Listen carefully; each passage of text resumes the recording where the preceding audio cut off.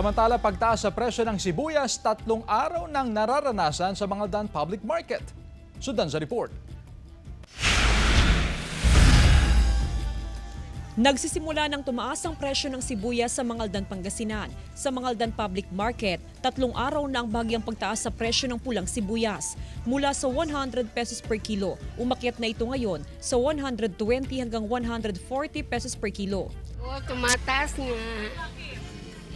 Aywan ko dahil siguro sa supply. Bunsod ng naranasang pagtaas, apektado ang ilang mamimili.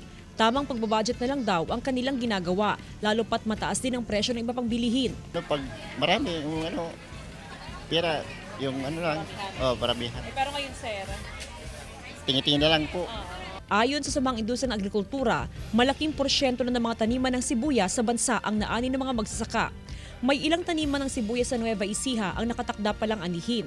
Malaking volume ng sibuyas ay nasa mga cold storage facility na. Sapat ang supply ng pulang sibuyas hanggang sa buwan ng Desyembre, habang magtatagal naman hanggang sa buwan ng Agosto ang supply ng puting sibuyas.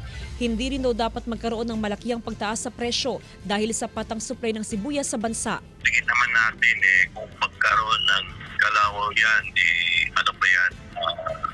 siguro June, July. Bukod sa sibuyas, tumaas din ang presyo ng luya na ngayon ay nasa 200 pesos per kilo, habang wala namang paggalaw sa presyo ng bawang na nasa 160 pesos per kilo. Kasama si Daryl Peralta, Jasmine Gabriel Galban, One North Central Luzon.